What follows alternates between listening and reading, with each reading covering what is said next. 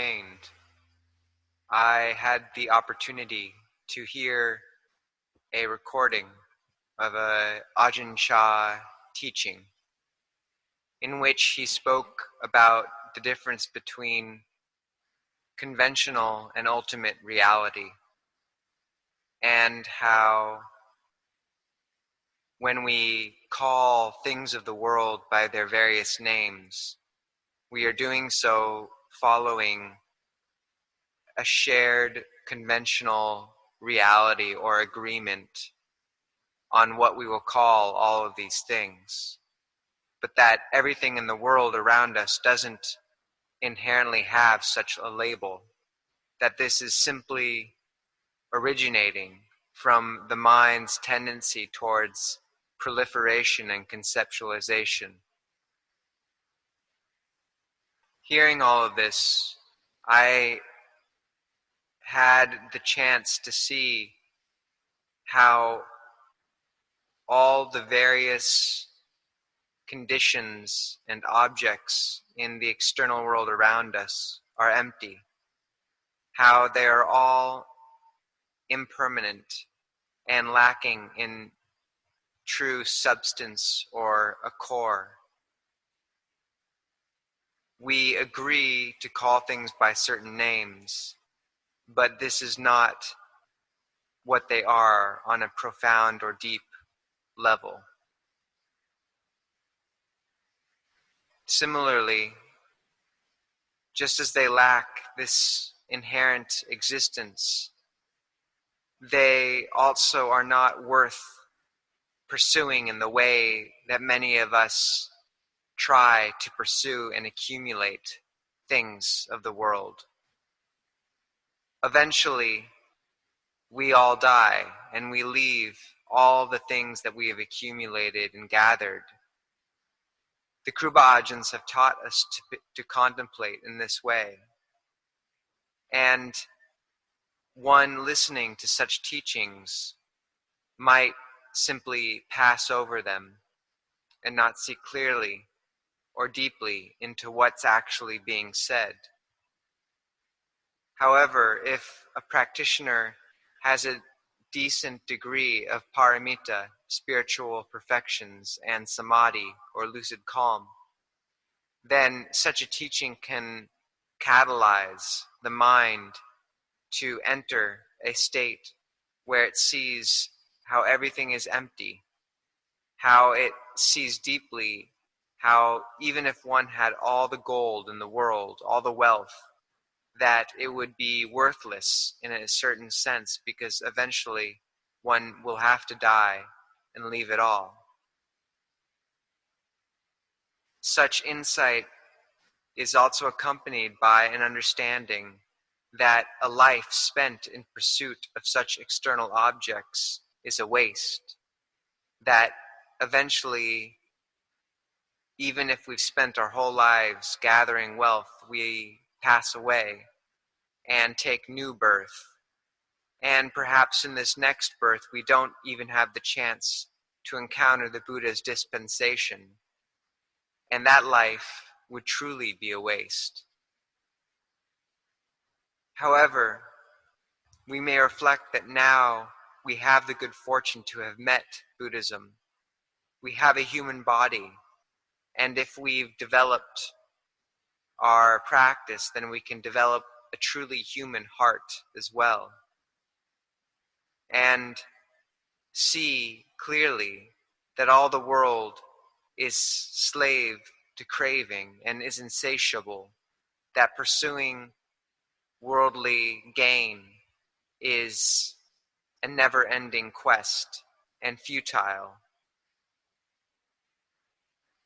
Similarly, we begin to see how quickly the world and external conditions pass from us, how it's all swept away. Already, this is the 23rd year of my time here at Wat Marp Jan. I ordained in many years ago, and yet it's gone so quickly. We see how all things pass like this, and it initiates a sense of dispassion for those external objects and conditions which are so changeable. Having seen this nature in the world to an extent, as a layman, I became motivated to ordain and to search for some refuge or escape, and so went to Wat Marp, meeting Longpor Ajahn Chah there, and I got the chance to hear the real Dhamma, to experience a teaching profound and penetrating in the manner that Longpor Chah was renowned for giving. Apart from simply hearing this teaching, I followed it sincerely. Longpor Chah advised us to practice in a cremation ground, and I listened to him. I really tried to go and face my fear in a charnel ground, to follow what he said until I understood why fear was arising in me. One who understands the value of a Kruba Ajahns teaching will work their best to follow and embody such instruction. They will try and develop the qualities of dana, giving, sila, ethics, and bhavana, practice.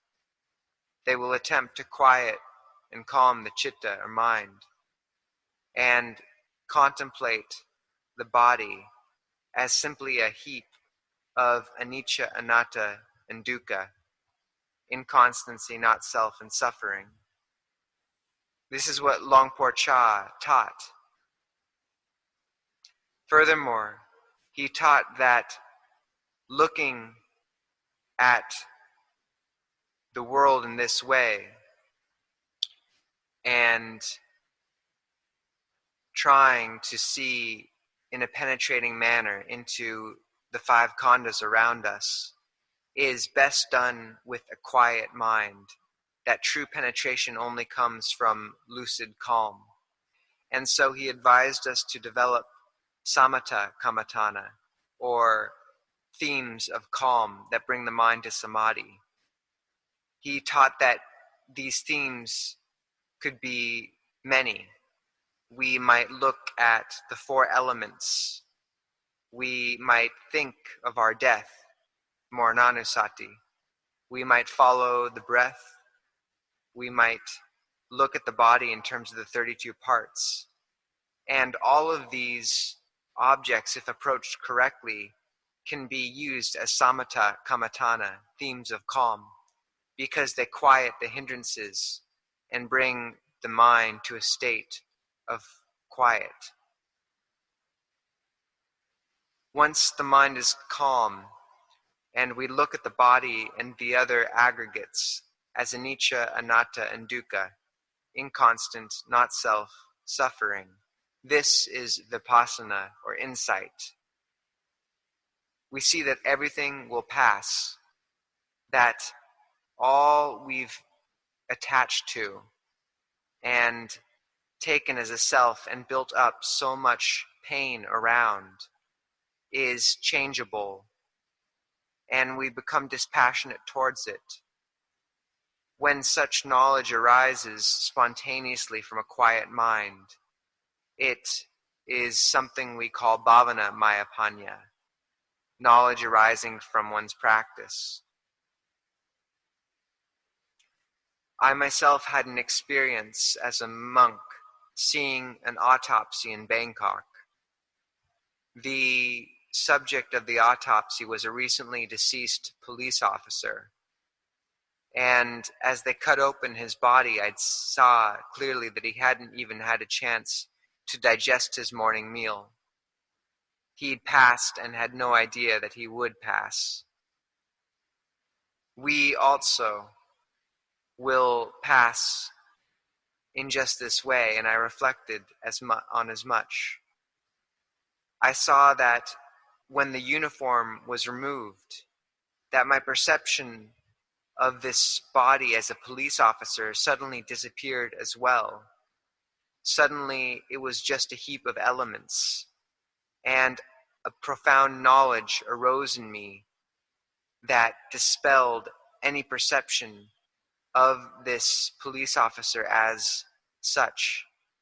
I saw that this label I was applying to him as a police officer was just conventional truth, that this body in front of me was in fact none of these things, not even a self, a person, a being, but rather simply elements. The knowledge and insight lasted, and for the following day, I saw all those walking around in the city as simply puppets. I realized that all the labels and perceptions that gather around such bodies are more aspects of conventional reality, and just that really all of these bodies around us are just anicca, anatta, and dukkha. That the body, once devoid of breath and passed away, is suddenly worthless. It's something no one wants or values. And that all of these perceptions and attachments we build up around the body, all of the selfhood we apply to our own bodies, and all of the kilesa, greed, aversion, and delusion, which gather around this perception, are just things laid on top of the bare reality which truly exists. Seeing in this way the nearness of aging, death, and how this body will pass, it becomes apparent how important it is to use what time and opportunity we have to build goodness, to practice, to bring the mind to calm, and to use that calmed mind to gain insight into the khandhas, to see them as impermanent and give rise to samadhi, to look at the fact of our death and use such a perception to calm the mind, to look at the breath and use this perception to calm the mind. Whatever works, whatever samatha, kammatthana, theme of tranquility and calm, seems appropriate to the mind and that the heart and mind take to naturally, we should use that. Longpo Cha taught us to use whatever works to get the mind calm. Because once the mind has been calm, then the knowing spontaneously arising from such lucid samadhi is profound. We might see the most simple things such as fallen leaves, and yet the calm mind sees Dhamma in even the most simple images such as this. One might see fallen leaves, and the mind with samadhi immediately understands that these fallen and dried leaves are the same as one's body, that one's body and form will also soon pass. And this is the essence of bhavana maya panya, wisdom arising from practice. It's a sort of knowledge that seems beyond thought, that is spontaneous, profound, and penetrating, and it arises from the calm mind. Such calm lets us see clearly into all five of the aggregates: form, feeling, perception, consciousness, mental formations, as all anicca, anatta, and dukkha, inconstant, not self, suffering. This is the essence of vipassana, insight, and panya, wisdom. Having seen through the khandhas, we begin to clarify this quality of knowing itself, And yet, we need to be warned to not take this self as, or this knowing as a self either. We contemplate the citta in terms of the satipatthana as well, the mind in terms of the satipatthana as well,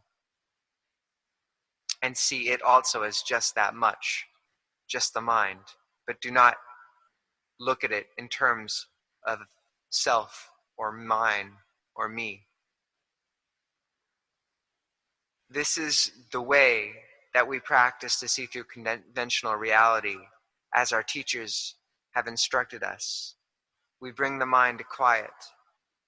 We practice the basics of this life with diligence, eating little so that the body and mind remain light. And whether we are laity or monastics, we practice in this way.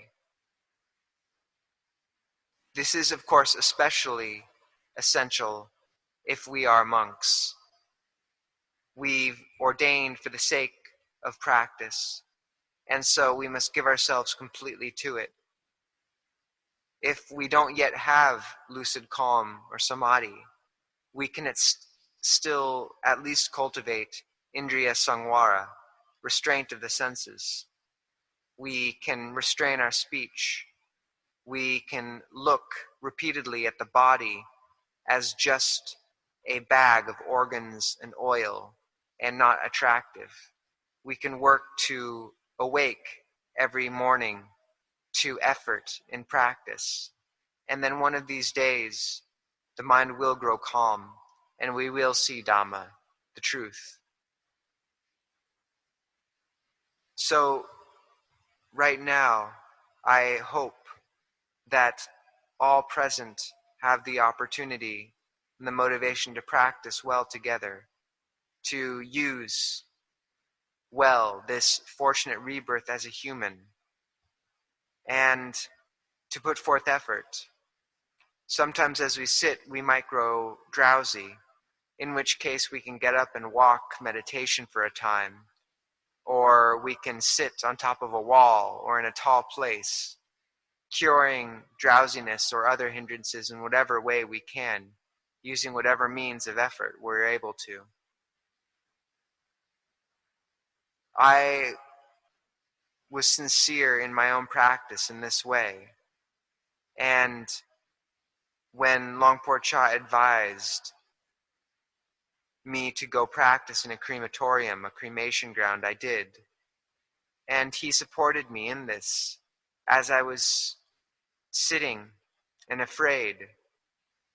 I heard him pass, and he'd intentionally come late at night and let me know that he was there, just checking in briefly, but giving me great care and motivation just in that small act to continue practicing and facing my fear.